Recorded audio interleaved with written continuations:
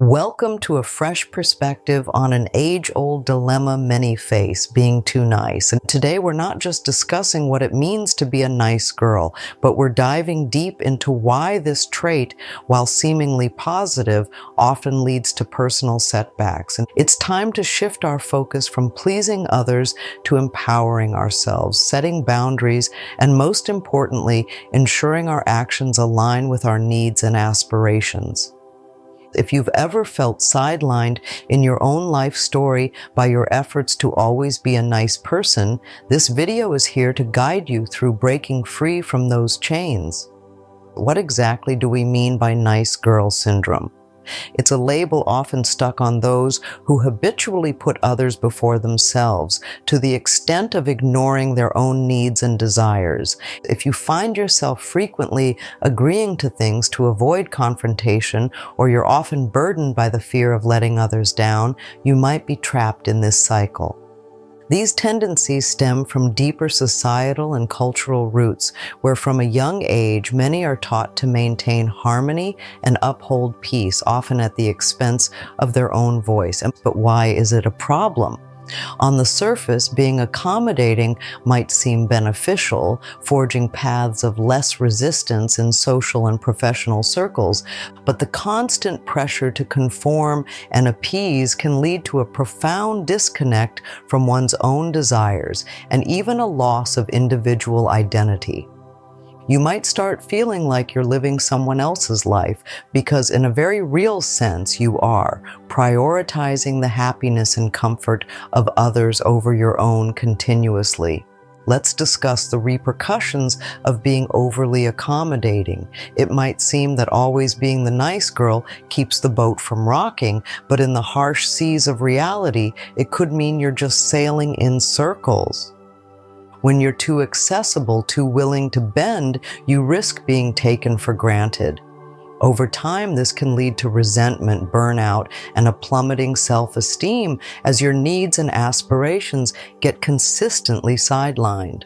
One of the most significant dangers of this syndrome is the potential for missed opportunities, both personal and professional. Think about it. If you're always the one who steps back to let others shine, your own chances to stand out and move forward might pass you by. This is not about a sprint towards selfishness, but finding a balance where your voice counts as much as anyone else's. Imagine a scenario where promotions, project leads, and opportunities to advance are within reach, but the inability to assert your worth keeps you tethered to the background. While others move forward, your career and personal growth might stagnate, not due to lack of skills or desire, but simply because you've conditioned yourself to believe that saying yes at your own expense is the easier path. This cycle can be damaging not just to your career, but to your mental health and overall satisfaction in life. The good news, this pattern isn't set in stone. Recognizing these pitfalls is the first step towards change. The ability to say no might seem simple, yet for many it feels nearly insurmountable. Why is this power so critical? Saying no is more than just a refusal. It's a declaration of self-worth. It communicates that your time, your preferences, and your energy are valuable. It's not about denying requests to create conflict, but about making choices that align with your priorities and well-being. The first step in harnessing this power is to recognize that saying no does not equate to being rude or unkind. It's about being honest and clear about your capabilities and desires. Begin with small, low-stakes situations where the pressure is minimal. For instance, if asked to take on extra work when your schedule is already full, a response could be, "I can't commit to this right now due to my current workload." This practice helps build confidence in your refusal skills without overwhelming guilt or anxiety. Consider the tone and delivery when saying no. A firm yet polite tone conveys your message clearly without offending the other party. It's crucial to stand your ground once you've made your decision known.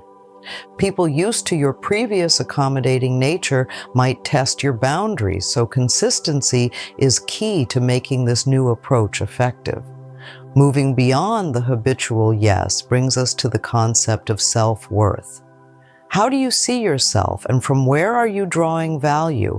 If your sense of worth has been overly tied to how much you accommodate others, it's time to shift that perspective.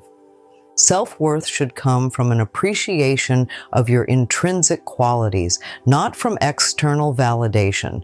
To start redefining your self-worth, focus on personal achievements that don't involve others' approval. What are the things you are proud of that reflect your skills, values, or passions? Reflecting on these can help reinforce the belief in your own value, independent of others' opinions. Regular self-reflection is a powerful tool. Set aside time each week to jot down what you accomplished, how you felt about your interactions, and moments where you successfully set boundaries. This exercise not only boosts your self-esteem, but also provides clear indicators of your growth. Establishing a routine that includes self-care activities can also play a significant role in enhancing self-worth. Whether it's reading, exercising, or engaging in a hobby you love, make time for activities that nourish your body and mind. These moments of self-care are affirmations of your worth and are essential for maintaining mental and emotional health. While we continue this journey towards asserting ourselves and shedding the nice girl label, remember that each step forward is a building block to a more balanced and fulfilling life. The changes you're implementing are not just about saying no or reshaping your self-image. They're about creating a life where your needs are recognized and respected. Boundaries are essential guidelines that define how you want to be treated. They clarify what you find acceptable and unacceptable in the behaviors of others towards you.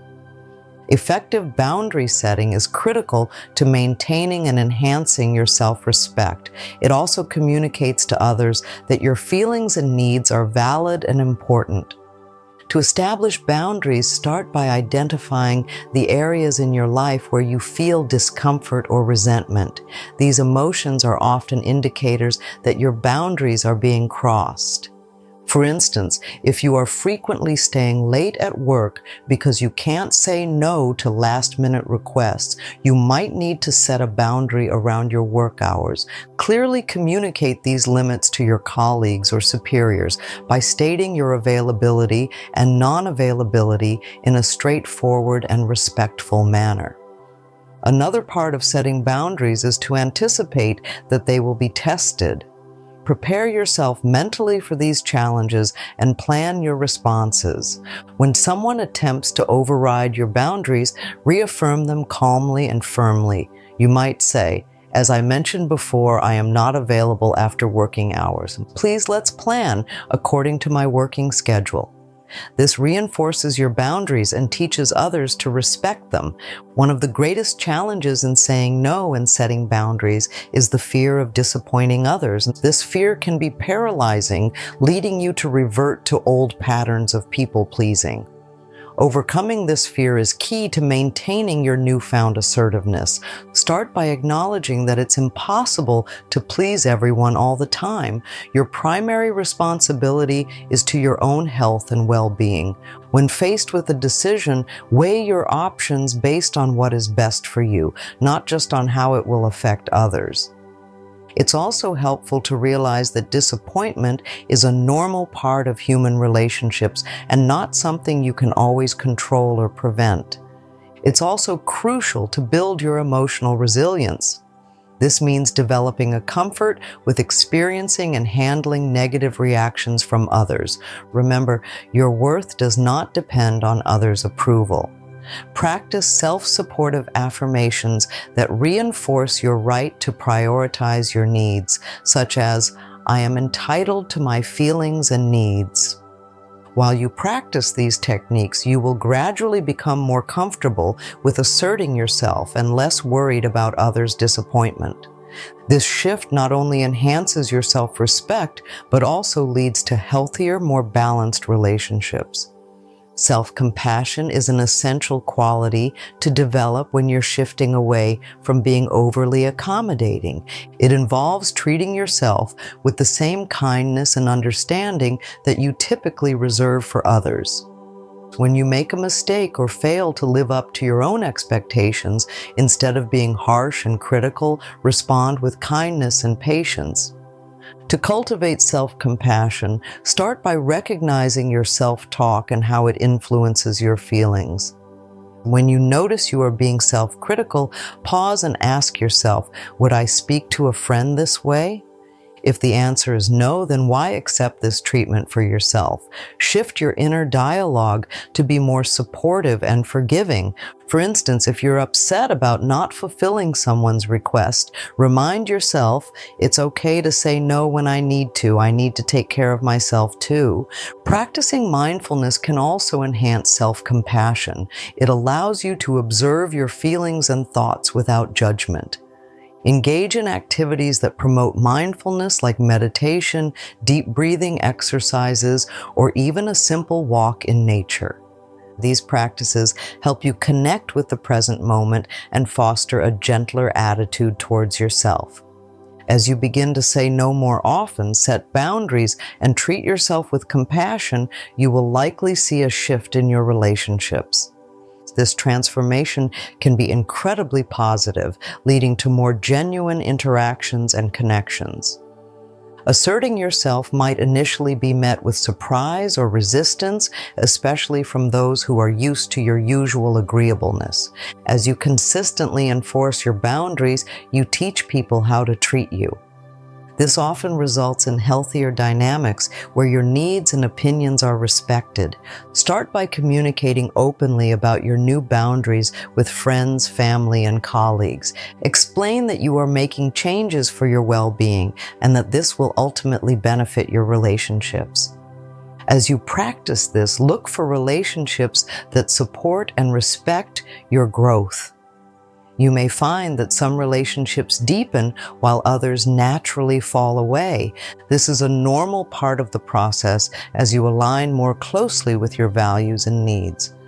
Fostering relationships based on mutual respect and understanding encourages a supportive network around you.